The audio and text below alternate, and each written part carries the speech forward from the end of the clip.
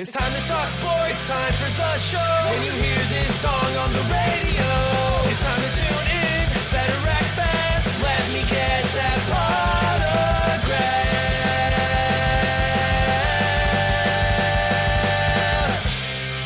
Potograph, Sports Talk Radio.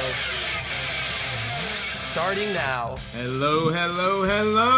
What's going on, everybody? And welcome to episode 153 of Let Me Get That Autograph. As always, my name is Drew, or the DH, and joining me, my amazing co-host, Mr. Scott Rappaport. What's up, dude? I am amazing, aren't I, Drew? You are. It's been one of those, it's been one of those weeks, man. Yeah. I don't know. I just want the week to end. No, I hear you. Let's just move on. Let's just say fuck it. Next week, tomorrow is going to be Monday again. We're just going to start the shit all over. Yeah. And just, I want to redo. Yeah, exactly. I want to redo on this week, man. I could use a redo on this week as well. Did have fun on my birthday. It was fun. Me and Jude went to a baseball game, and one cool thing we did that was awesome was and it was Jude's idea, but we made a bunch of packs of baseball cards. I don't know if you guys saw them on any of the Instagram, and we hid them around the stadium. We made about 20, custom packs, put some autos and stuff like that in it, hid them in some cool places. All 20 got taken. We found one person who saw us putting them out and came running up to us to say thank you and everything. It was so cool, and Jude loved it. Like, him getting to hide stuff around the baseball field. He was looking for the hardest places to find. See, that's a cool idea. And you can get away with that at the minor league parks. Yes. The big league parks, I don't know if I'd like to say that they'd be cool with it, but yeah. I don't know why. I just have a feeling that they might have a problem. Yeah, I agree. Now, luckily, I did reach out to the Crawdads because we're season ticket holders. We go to a ton of games. They know nice. Jude. They know Jude because he's a bright blonde-haired kid, always decked head to toe, even with the socks and everything, and Crawdads gear. So yeah. They know him. And, I was like, hey, we're coming to the game today. Can we pass out some packs? Of course. But, yeah, major league games, that might be thinking you're using a kid to plant a bomb or who knows what. Well, they're small enough. It's not going to have that. But, they're going to you're looking at big city, especially in Chicago. They got, they might think there, might be some, little packets of cocaine in there or some, right. Something along those lines or, things like that. And I keep meaning to remind you, I don't have the Hickory Crawdads hat yet. There's a specific, so I have a massive collection of minor league baseball hats that I've picked up in my travels over the years. It's right at about 125 different hats right now. Nice. I get the on-field hat, and I always get them at the stadium. So I kind of don't want you to pick one up for me just because I need to get down there myself and get it. But I've been building this collection for a long time now. And like if I go back to a place a second time, I'll, get the other hat that I didn't get. Yeah, the first there's a home and an away and sometimes an alternate and things like that. You missed the cool when Jude grabbed the July 4th camo, Independence Day variation hat that they've got. That's just gorgeous. Yeah, I saw a bunch of the Independence Day ones. Obviously, it's the same design as the Major League ones, that just with the minor league logos on them. I didn't like them this year. Jude's looks cool. Their Crawdad logo works. I liked it. I thought it was cool. This one. So get you a Hickory hat. Jude's got like 50 of them. Oh, I know. I just gotta get down there because I gotta sometimes try on 10 or 15 of them, even within the same size, because the on-field ones are all hand stitched and things like that. But I've been meaning to do that, and because I got to build that collection, and I just haven't had a chance to get the Crawdad. I haven't been down there in years. But yeah, no, it was that sounded like a good time. I hung out at the pool. Yeah, my sister and brother-in-law just moved into a new house in November that they bought like 9 months before and spent 9 months gutting the place and then redoing it. And they finally opened the pool about a month ago. Sweet. So we were hanging out there, the last couple of days on our birthday. And then went back there for the second half of 4th of July holiday. And, that was a little weird, but we won't discuss that one because that's all we've been talking about for the last 2 days up here. Well, let's dive into some crazy hobby news, man, because there's been a lot going on this week. There's been some landmark stuff going on, really. And I have got a ton of questions. And I'll tell you, I have a ton of questions. Yep. And I think everybody else does too, because we all kind of know what's coming with this one. As soon as you bring it up, everybody's going to wind up having the same questions that I came up with. But you know what? I'm the one that gets to ask them. Yeah. So, of course, if anyone doesn't know what we're exactly talking about, over the weekend, Nat Turner and PSA announced that finally The Rock has come to. No, I'm just kidding. Finally. Finally. I'm sorry. No, you're good. But finally, PSA will be grading the star Michael Jordan, the infamous Michael Jordan star. I don't know what you want to call it besides trading card. Depending on who you ask and what time of the day, it's his true rookie. It's his XRC, but this set is shrouded in so much mystery to begin with. It's such an odd set, and there were countless reasons that PSA wouldn't grade them before, but now they've decided that they are going to grade them. I think I know why, and I'll mention it in a minute. But when you saw that PSA was going to start grading these cards, what'd you think, man? So here's the thing. So for those that don't know, the reason that the grading companies tend to shy away from grading it's not just the Michael Jordans, any of the star cards. Yes, the set. Is what so here's what happened, and this is kind of the background of it, because this is important to understand why this is such a big deal. So Star eventually went bankrupt, and when they went bankrupt, I believe it was the owner of Star was able to keep not only the printing plates for the product, but also the printers themselves, that the plates went into, and started just reproducing the cards. Obviously, the Michael Jordan is the one that there's the most out of. So what happens now is, because he was using the same printer, the same printing plates, the same ink, and the same card stock as the ones that were initially issued, but printing them, years later. Yeah.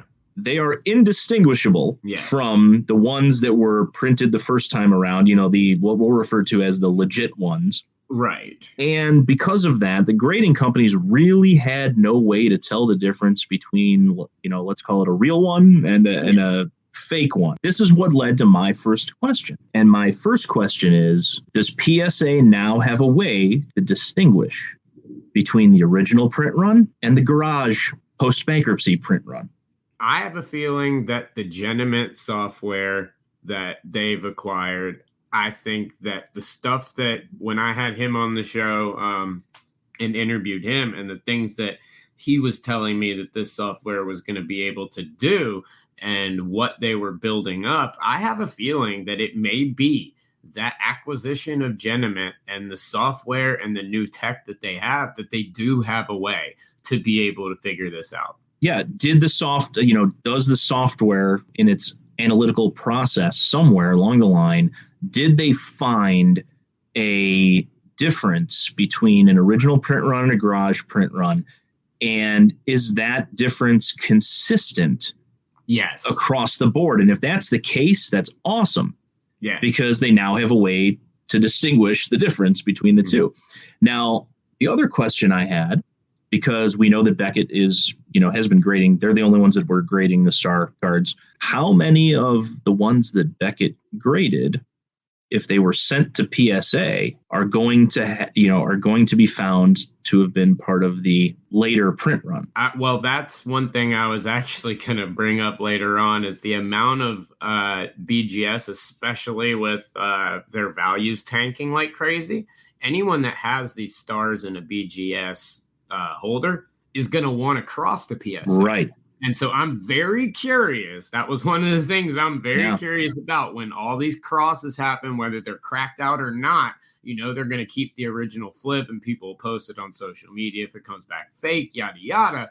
But how many of these did get slabbed? And this could be, if they've truly found a way to tell the difference, this could prove that, a massive amount of fakes of these have been slabbed in the past, which I have a feeling you're going to see quite a few of those. Yeah. Now, here's the next question that I've got is, if they are discovered to be part of the later print run, are they still going to slab them and mark them on the flip as, with some sort of designation as to, that it was part of the post-bankruptcy dude in his garage printing these things, and still assign it a grade? I mean, that's a tough one. I mean, I hope, I don't know. I mean, if they've truly figured out a way, I'd like them to announce it, and I'd like to know for sure. And if not, I don't know. That's a tough one right there, man. That's really my biggest question is, did they find a way? And if they do, how are they going to handle the ones that turn out to be part of the later printer? Technically, because they were made with the same printing press, the same plates, the same ink, the same cardstock, they're technically, I mean, I don't know if I would call those fake. Maybe you label them as a reprint. Yeah.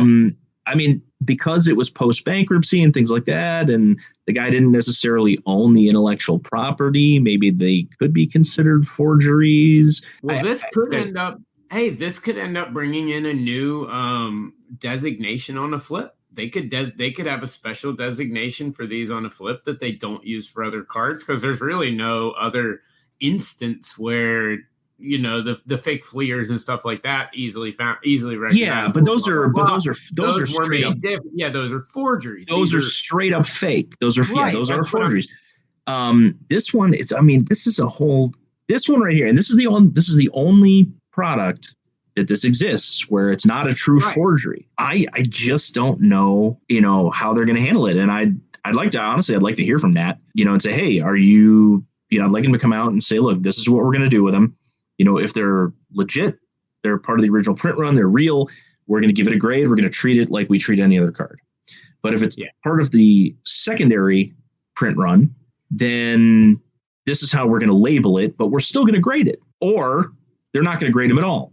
They're going to mark them as fake, and they're going to, and they're going to ship them back. It's one of those weird things, and we'll get into label descriptions, in a little bit as part of a different conversation. But I just don't know. I mean, it's a huge announcement. I love the fact that they're doing it, but it just brings so many more questions out that they haven't answered and they haven't alluded to. Oh, absolutely. And beyond just the grading and everything too. I mean, it brings about the big issue of, this is Michael freaking Jordan. The big card is Michael Jordan. And if rookie card wasn't convoluted enough in the last couple of years by companies, you ask any collector out there and you're going to get 25 different answers. The memes have been hilarious.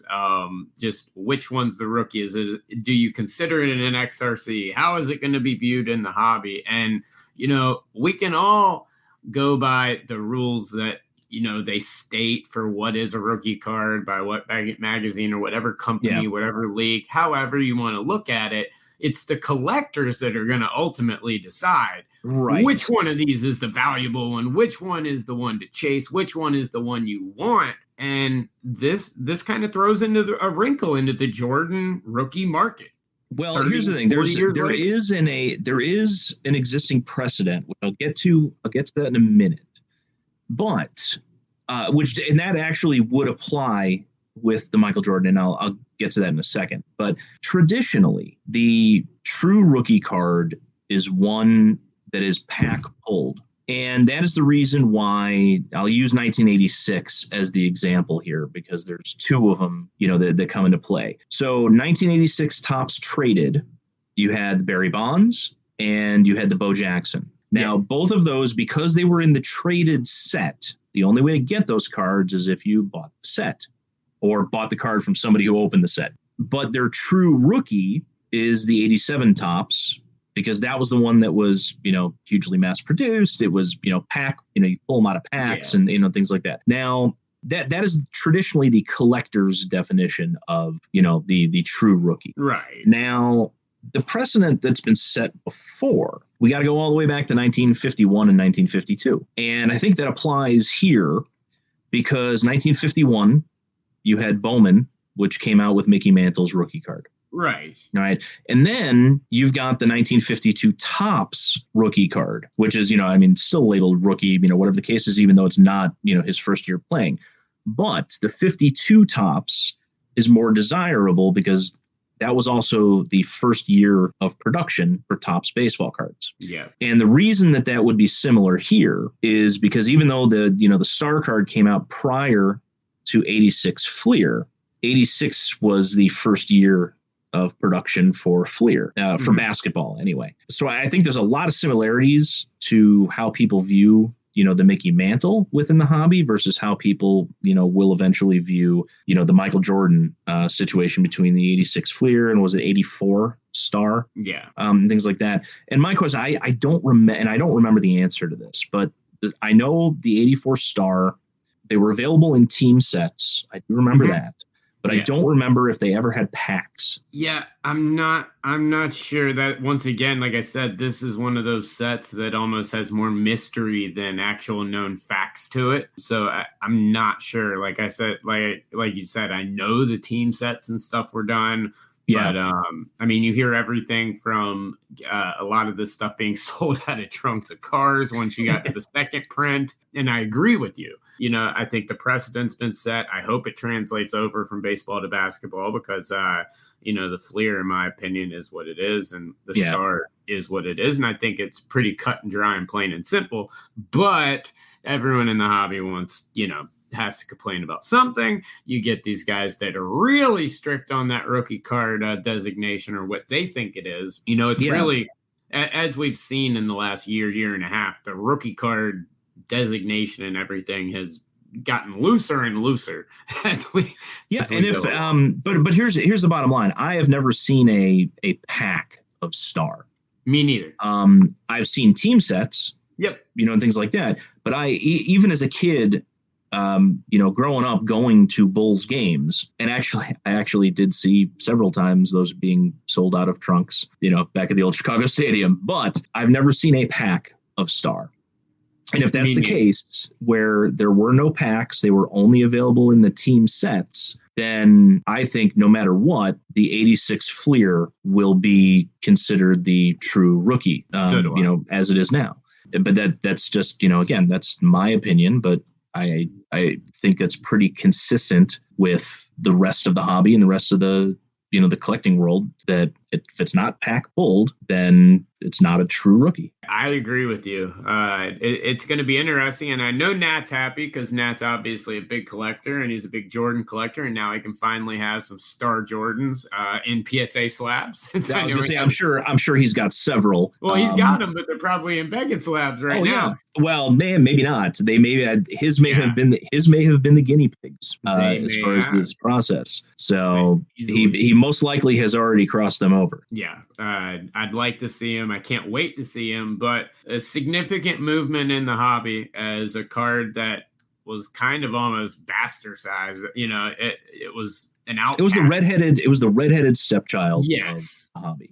Exactly. Has now finally been given some legitimacy. It only took almost 40 years, but hey, we got it. So, but you can now get your Star Jordans graded by PSA if you guys have any of those and the rest of the set. But if you've got them held on in your collection, you can now get them graded over at PSA.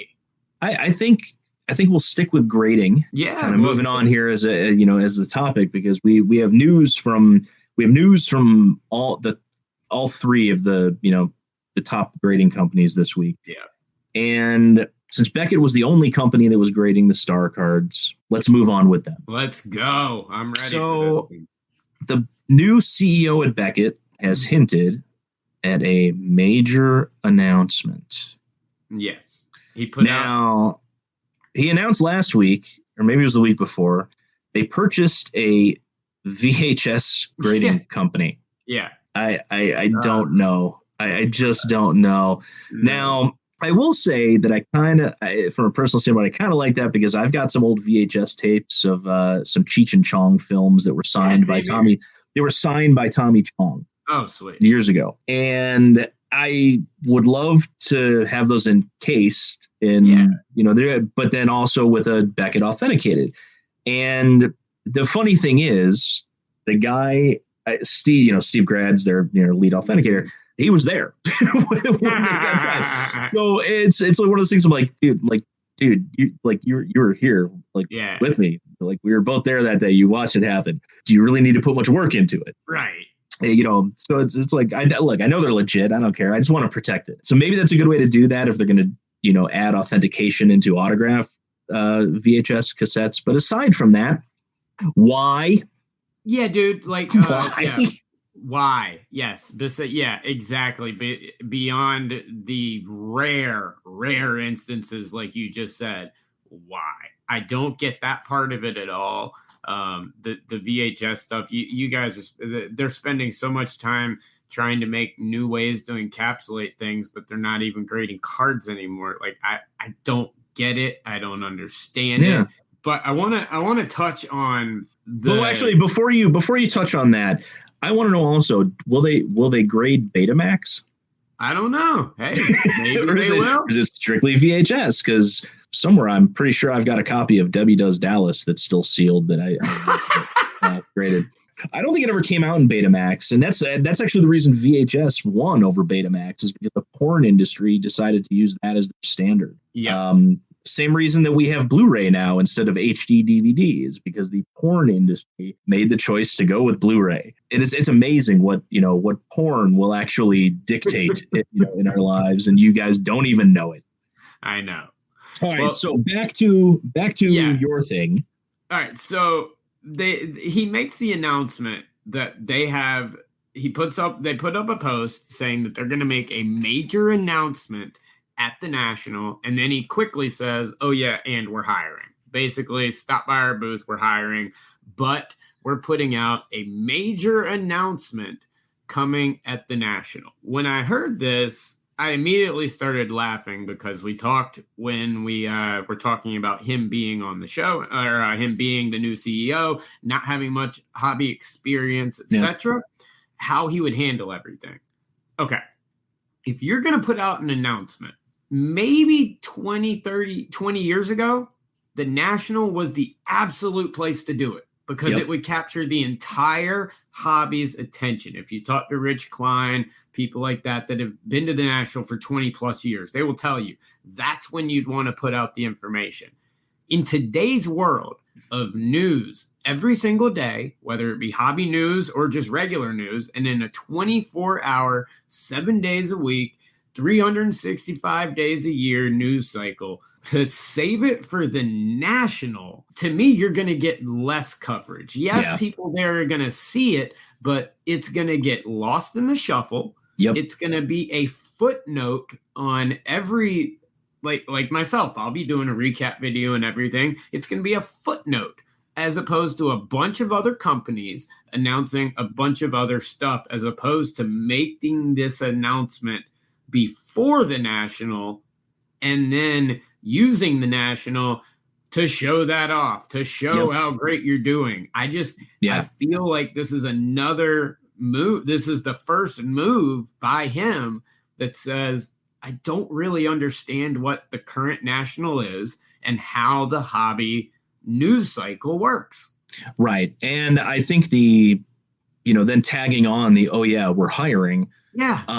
Great. You're hiring. That's awesome. Congratulations. Because you need no. I mean, I'm saying that as a positive. That's awesome. You're hiring. You needed to start hiring like 3 years ago. Yeah. But you know what? Better late than never. Yes. But what are you hiring for? And maybe you didn't want to give away, what positions they're hiring for, because that might tip the hand as to what this announcement's going to be. Yep. But at the same time, if you want to talk to people, obviously, if you're saying, hey, stop by our booth, what they're really targeting is, hey, we want to hire a bunch of people with hobby experience or collecting experience, because we wouldn't say, hey, stop by our booth and talk to us about it at the National. Right. If that were the case. So what could they possibly, I'm really hoping that it's going to be we're hiring, hey, we're gonna open up another couple of offices, right, so we can expand our pool of available graders.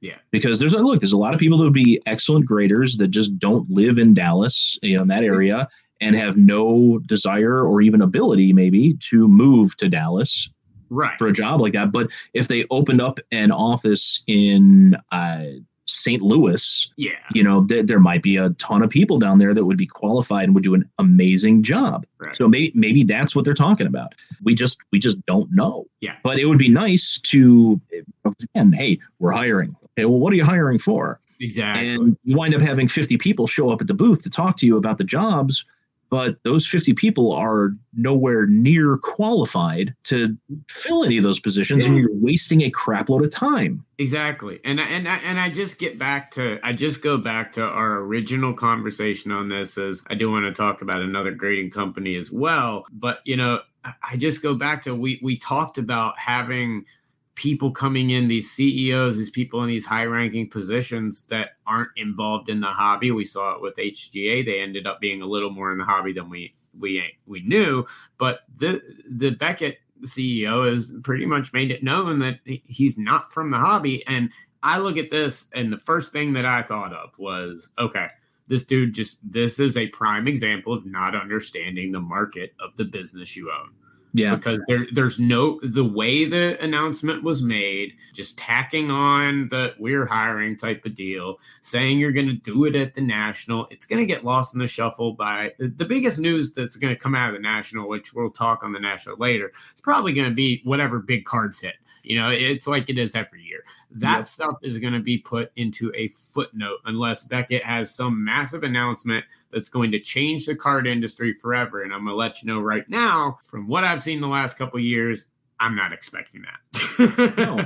And it's, frankly, the big news that's going to come out of National is going to be, you're right, the big hits out of whatever product gets released that week. Because there's always a couple of products that, that Prism basketball be popping heavy.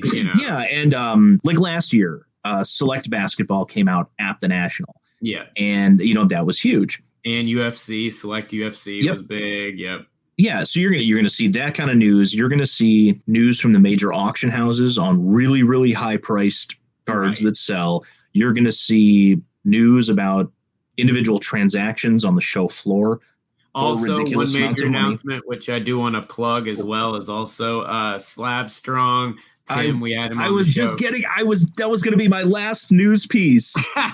Was going to be, and you're going to see, news of, Tim's fundraiser, the Pat Tillman card that they're auctioning off for signatures for soldiers. Dude, I was leading into that. I was getting there. On you. So that was, that's the news that you're going to see. The announcement that Beckett comes out, or you may see another announcement. You may see, Nat may come out and say, hey, we're opening 2 more offices. Exactly. Well, that's going to, anything. That's going to trump anything. We saw a massive announcement from SGC this morning, which we'll get to in a few minutes. But I can't imagine what, aside from, Beckett saying, hey, we're opening 3 more offices and we're expanding our grading capability, we're going to speed up your turn times and we're going to lower the cost. I don't see any announcement that they can make other than they're selling. Well, actually, they wouldn't be hiring if they were selling, but they maybe they're buying another company. Maybe they're buying HGA. Hey, that would be fun. Maybe they are. Maybe that's what it is. I mean, not HGA, but maybe they're buying another company. Maybe they're buying a DVD grading company this time. There you go. They do DVDs and like PlayStation games. But I don't even think that would be, that big of an announcement. I completely agree. I don't see what it could be. I just think this was a massive, massive misstep by Beckett, and it's the first. The announcement and everything, it is what it is. I don't think there's any announcement you could make that is going to trump everything else that goes on at the National. And like I said, it just comes back to, it worries me when I see these CEOs that don't have the right hobby knowledge, because I don't think any other company in the hobby would think the National is the best time to announce groundbreaking news. Like, No. unless it's changing the game, and you have to really be changing it for that to happen. So Yeah. we'll see what happens. But speaking of changing the game a little bit, we'll move on from Beckett. We talked a little on PSA. Well, those guys over at SGC, they changed the game up a little bit. This was a big one, and this is one that we've kind of been talking about for a long time. And I'll tell you, this is the way to make an announcement. And actually, it wasn't even. And look, Pete came out and did a video on it this morning, but aside from that, it didn't really get like a mysterious, messaging going out there. But it's like, no, here's what we're doing. So they are changing their label in regards to what used to just be an A, which stood for authentic, or maybe it stood for altered, depending on who you talk to. Exactly. So they are changing it. It is no longer going to be just the A. It is actually going to have authentic written in big block letters where that A used to be. And then underneath that, in smaller fonts, they've got they released 4 different categories. Maybe they're going to have additional ones that they didn't release, but they have, so in smaller letters underneath authentic, it's going to say either altered, color added, evidence of trimming, and miscut. Yeah. Or I should say, or miscut. I think it's awesome. I love it. I think it is amazing, because before this, there was no way to really determine whether or not the A was there because of any of these reasons, or sometimes, and I get this a lot with guys that send me things to send to SGC, is, hey, I want it to have a minimum grade of 9. If it's not a 9, have them label it authentic. Often, yeah. Where the card, the card, there was nothing wrong with the card. There's no evidence of trimming. Right. They just don't want the low those grade. Categories, they just don't want a 6. And I totally get that. So now, and I'm assuming, and I didn't see a label that just said authentic, that didn't have one of those 4, tags. But I think if there's nothing wrong with the card and it just didn't meet the minimum grade and they want it slabbed, it'll probably just say authentic, but not have anything, as far as I think they were just showing the new stuff they were doing. I see no reason for them to take away the just authentic slab, because they know why people want to do that. I think you don't want to leave it now as just the A, because if you do that, it'll look like, unless you look up, the serial number and find on the slab and find out when it was graded, you're not going to know whether or not any of those 4 qualifiers, would come into play. So just say authentic as opposed to authentic, and then underneath it have the, the qualifier. Yes. I just think, they put out the stuff they were showing you today was just, or when this came out, was just to show you the examples of the new changes. Right. And I absolutely love it. And I think it is, I don't know why I never thought, hey, they should have this added onto it. But it never occurred to me that on these altered or authentic, or altered cards and everything to, hey, tell us why it's altered. Like, I never thought about putting that on the flip, but it's brilliant because because for one, there are so many people out there that are so heavily attracted to authentic cards that may have, or an altered card, but might not want color replaced, but have no problem with a little trimmed or something like that. So the market for selling those cards too drastically increases, and you've narrowed down what the problem is on those cards. I love it. This is going to come into play huge with let's say late 90s PMGs. Massive. Which are notorious for being trimmed and also notorious for having color added. But I would want to know, if I was buying those, okay, it's trimmed a little, but color added would absolutely be a no-go. Right. So you now have the ability to differentiate between why it was graded authentic. And I'm wondering if they, if there's one that is trimmed and that has color added, or do they have the ability to put both? Are we going to have a paragraph trimmed, color added? Well, why not? If both of them are on there. I like it. Yeah. It's, it's one of those things. And I like the fact that it's not like a little code. Yes. Like, PSA used to use those, the qualifier codes. Yeah, and that forensic grading company has a little QR code. No, I don't want to see that. I want it to be on the slab where I can see it, where I don't have to go do extra research to find out why. I can look at it and see it. Okay, so now, now that SGC has done this, how long until the other grading companies follow suit? Very, very soon. Because if you notice, so SGC, when they changed their grading scale a couple of years ago, they were the first ones to come out with that 9.5 grade that was not gem mint. Beckett always used 9.5 as their gem mint, and they basically created a whole new category of, a whole new grading scale, mint plus, as the 9.5. And some of the smaller grading companies have followed suit, including CSG. Oh, absolutely. When they changed theirs. So the question is, how long until the others follow suit? Yeah, and I really think it's going to be a lot sooner than later. But kudos to Peter and SGC, because obviously they're known as some of the biggest guys in vintage, and this is where this is going to come into massive play.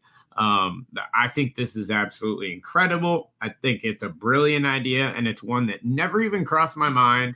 And I commend them for doing it.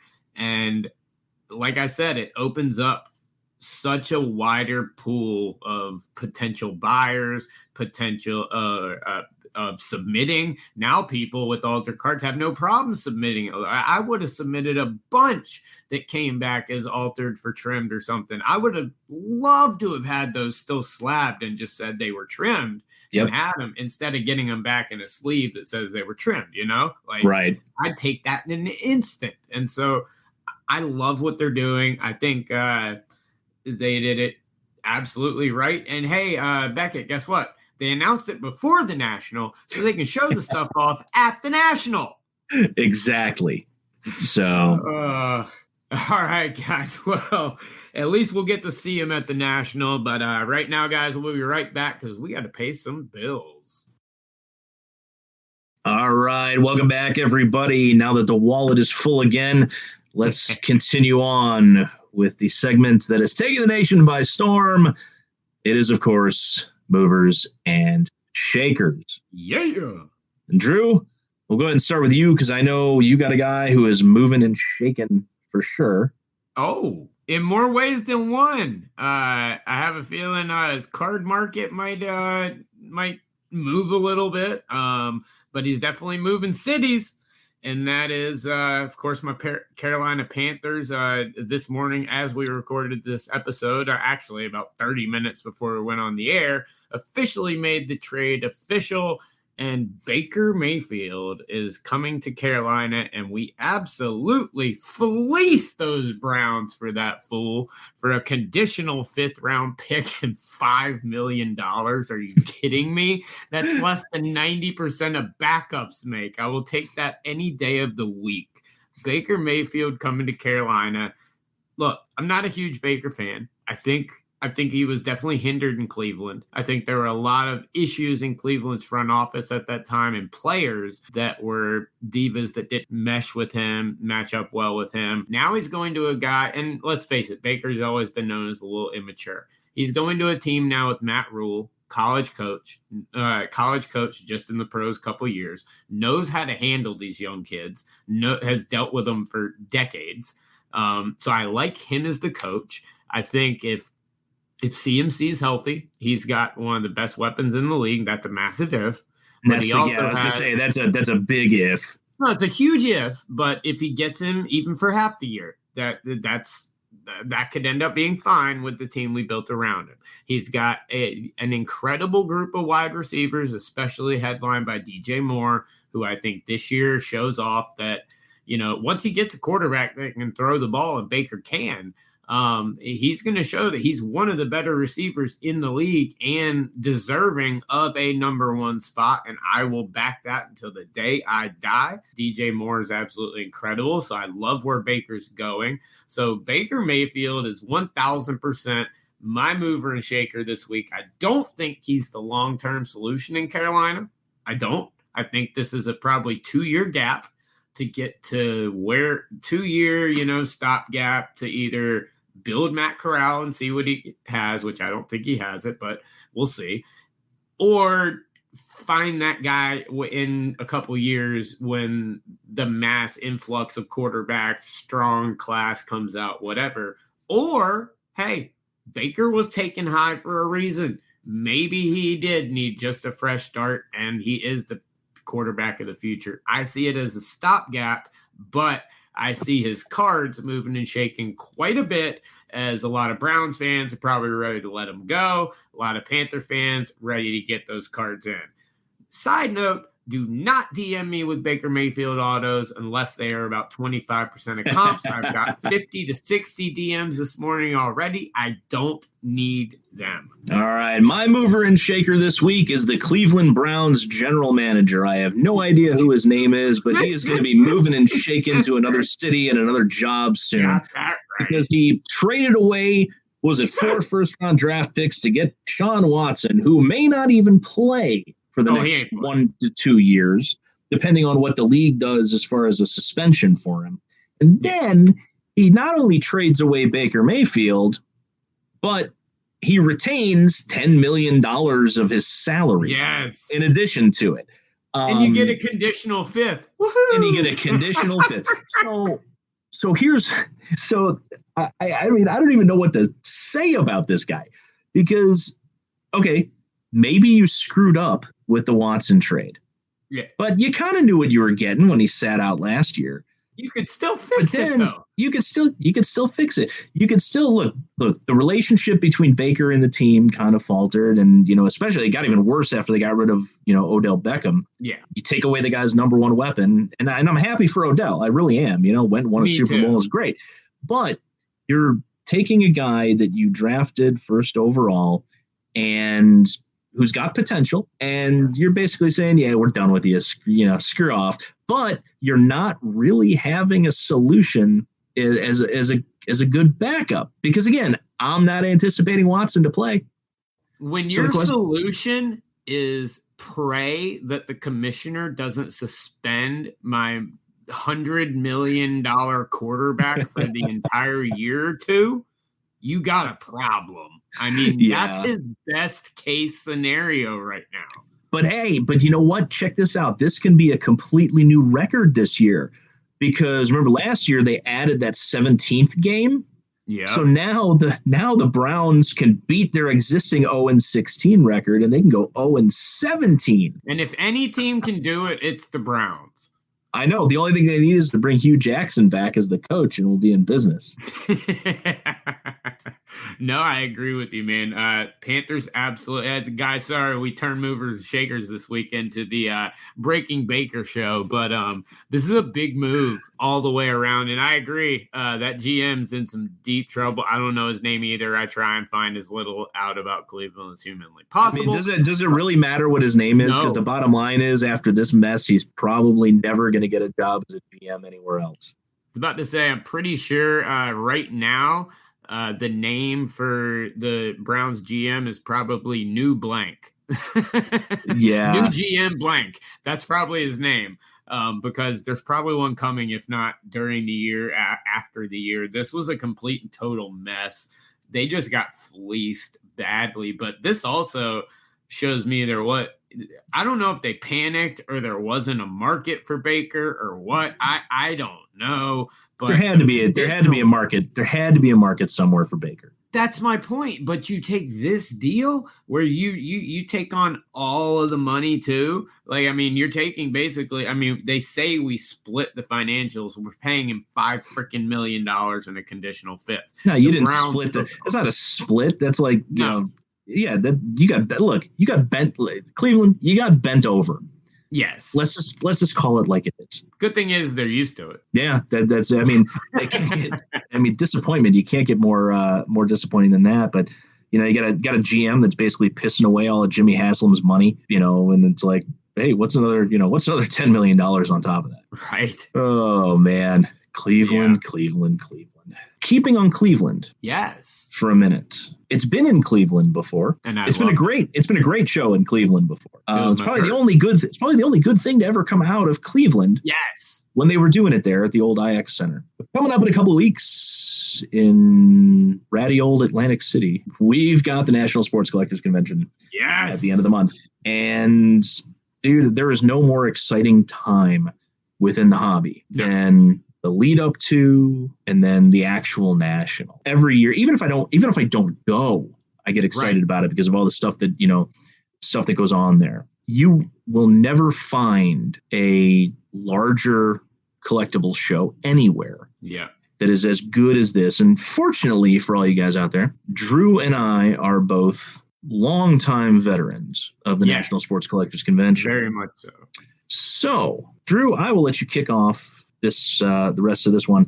As what are you excited about? Oh man, dude.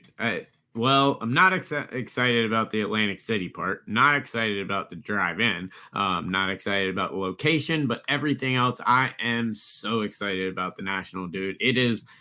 You mentioned not even being able to be there. You can live vicariously through it with all the social media and all of the content creators. There's going to be some amazing stuff put out from us and a million others. So if you can't make it this year, you'll be able to see plenty of it. But I highly recommend anyone, families, everything, get to the National. It's Disneyland for the hobby. And this year I'm expecting a couple of different things. One thing that I'm really expecting is to see more kids than we've ever seen before. And I say that because of what I've been seeing at multiple different non-hobby related events and kids getting into the hobby, where it was me giving my son's baseball team all packs of cards, whether it was discussing cards with kids lately. The amount of kids and things like that at the National, I think and families, I think you're never going to see more of than you will this year. I also think that with the state of the economy, everything else, I think you're going to see a lot of attention. You're still going to obviously it's the National. You're going to be able to walk through tons of card museums where you've got $1 million cards left and right. Anywhere you turn, take a picture with this $75,000 card. But I think you're going to see a lot of focus on the bargain bins, the $5, $10, $20 boxes.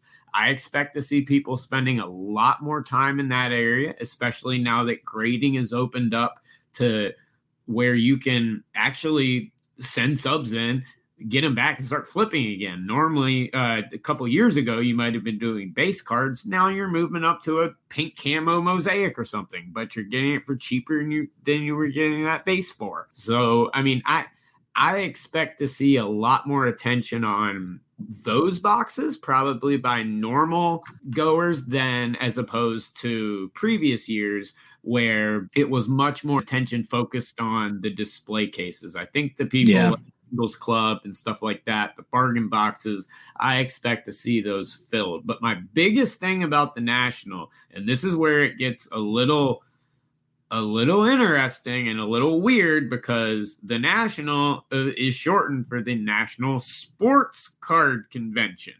Sports Collectors Convention. Yes, you are going to see, I guarantee you, more Pokemon, Magic, MetaZoo, and TCG than you have ever seen at the National this year. I've already seen Whatnots paired up with Don Diego and a bunch of other people to do the first ever NSCC TCG trading card night. So there's already a trading card night set up for TCG there. That's huge, has gotten a huge response. But I think the biggest shock from the National is going to be the amount of Pokemon and other stuff you see outside of sports cards. Well, we saw last year, there was a ton of Pokemon. Yes. And Yu-Gi-Oh! And Magic and stuff like that. MetaZoo, I think it just, the first printing had just hit or something along those lines. Yeah, it was starting. So like the sealed boxes from the initial, was it a Kickstarter that they did? It was a Kickstarter run. Those were put out and distributed to the Kickstarter people right around National time. Yeah, well, I couldn't remember if it was Kickstarter or Indiegogo or one of the other platforms. I just want to. So we've been seeing a growing amount of that come in. Now I'm actually gonna disagree with you a little bit as far as the number of kids that I think we're going to see and families and things like that. And mainly that's because aside from the casinos, now I still think you're going to see you're going to see local families, local kids, and, things like that. But I don't think you're going to see as much travel with families to come out specifically for this show, because it is Atlantic City. Well, I understand what you're saying there, but also you're looking at the Northeast. Atlantic City, while it's not the best place for people flying in from across the country, massive collector base with a very easy drive to get there. Oh, correct. And I consider those locals. So, when I run through these there, if you're within a half day's or a day's drive. Oh, okay. All right. Okay. Then in that case, I agree. You're local. Sure. Where it makes sense where you can come in for a day and then, drive halfway home or whatever and spend the night somewhere. Because there is no easy way to get into Atlantic City. There's very few flights. And let's be honest, Atlantic City's kind of a crap hole. Oh, yeah, it's a shithole. It has been for years. If this were like 25, 30 years ago, that would have been a completely different story. It's not Chicago. It's not Cleveland. Even Cleveland, there's a ton of stuff to do in Cleveland. Outside of the show, you got the Rock and Roll Hall of Fame. You've got, the Indians might be in town. Hall of Fame, not far. Actually, no, Canton's not that far. Chicago, you've got two baseball teams that could be playing at that time. You've got museums and you've got, the lakefront and all that kind of stuff. And so many families come to the Chicago show because of all the extra stuff that you can do around the city. You don't have that in Atlantic City. And I think you're going to see less of the families, but I totally agree with you about the $5, $10, $20 boxes. My only thinking with that is, as far as, swooping those up and sending them into grade, a lot of those boxes are looked over prior to going out there and things like that. So I'm not saying that's what everyone's in there to do it for, and that's what you should go in there and attack it for. I'm just saying, whether you're looking for cards to send into grade or you're looking for your singles, I think those are the boxes, and that's what's going to be paid most attention to, because there's so many ways to move those cards right now. Whether it be grading, in person, bulk, whatever, that stuff is moving, despite the doom and gloom that all these stupid meme Instagram accounts want you to believe. The hobby's doing pretty damn good. And, I know there's this trend, and I don't know why, this trend to try and make it out to where it's not, but it's actually doing pretty damn good. And low end is doing great. And so I see that's really where I see it. I wasn't saying, everyone's going in there looking for graded steals, but if that is something you're looking for, I know a lot of the singles club ain't looking through anything. They throw stuff in the box and go do it. You pull out millions of tens from those if that's what you want to do. Oh yeah. But here's the thing: the guys that are saying the hobby is, it's all doom and gloom and things like that. I mean, yeah, it's down compared to 18 months ago, but if you compare it to 36 months ago, it's still significantly higher. Yeah. Look, it's not going anywhere. It's growing. Yeah. And you think things are crazy now? Wait till Fanatics gets a hold of the NFL and NBA licenses. Yeah. I think we're going to see some good things out of Fanatics this summer. I think you're going to see some. I think they're going to make some moves. I think they're going to make some announcements. Now, I do think Fanatics will probably make an announcement at the National, and that one will actually get some attention because they've actually been a company, what is it, doing something for the last year? Yes, exactly. But I'm actually mildly excited right now to kind of see what Beckett's going to announce, just because I'm just curious. I don't think it's going to have any. Yeah, I still think it's a bad time. I still think the sticking power isn't going to be there with the announcement, but I'm curious. I'm incredibly curious for the lone reason of they think it's big enough to put at the National and garner that much attention. It really makes me curious as to what they think they can announce there that's going to grab all the headlines, because otherwise there's no reason to do it. You put it out a week before, you put it out tomorrow, you put it out 3 days after SGC, you put it out next week, whenever. It's a 24/7 news cycle. So for this CEO who has no clue what he's doing in the hobby to try and target what he perceives, and I'm sure there's people in there telling him, yo, dude, this probably isn't a good idea. I'm sure he's not listening. But for him to think it's such a big announcement as to put it at the National, I want to see what this thing is. Oh, I know. But the bottom line is, they're going to come out, they're going to make their announcement. They're going to get 5 minutes of traction. Then Nat Turner's going to come out and, announce that he put a banana on his cereal that morning, and it's going to get more traction than than what Beckett's going to say. Aoki or somebody's going to walk in the door and everyone forgets about it. Yeah, exactly. So how big can it be? Just let it out. Yes. Tell us. Just tell us. Tell us. Don't make us wait. Yeah. And by the way, if you'd like to also, according to Beckett, once again, we'll recap this as we wind up the show today. At the National, also there, they are hiring for some positions. So if you're qualified for, well, I guess anything in life, go check it out. Maybe you'll get hired by a company to do something. Yeah. Usually they put out qualifications, even if it's something as simple as you gotta have a pulse. Yeah, we gotta put a mirror on your nose to see if you're breathing. Well, for a few weeks there, I mean, we needed to be checking Beckett's pulse, but I know, but maybe they're open to hiring dead people. I mean, hell, they can vote in Chicago. So I mean, why can't they work for Beckett? There you go. So Drew, I think it's a great place to wrap up this week. Yeah, I'd agree with you. We'll see what happens. But guys, that is going to wrap up episode 153 of Let Me Get That Potograph. Got a lot of awesome stuff coming up for you guys here in the next couple weeks. We've had to move around a couple of interviews, but we do have some very cool stuff coming up. A lot of cool stuff coming up at the National. Once again, I do want to reach out and say one of our sponsors, Slab Strong and the Pat Tillman, it is up in pristine auctions. Make sure to go put a bid in. 100% of the proceeds go into Signatures for the Soldiers, which is the official charity of the National. Amazing thing that Tim and company are doing. And on that note, I'd also like to thank our awesome sponsors, Slab Strong, Show Your Slabs, Vintage Breaks, Vanity Slabs, and Card Ladder. We could not do the show without you guys, so thank you so much. But Scott, always a pleasure, my man. Yep, Drew, it's always fun. We will see you guys next week. Yes, and until then, keep ripping those packs, pulling those hits. We'll talk to you guys then. Peace!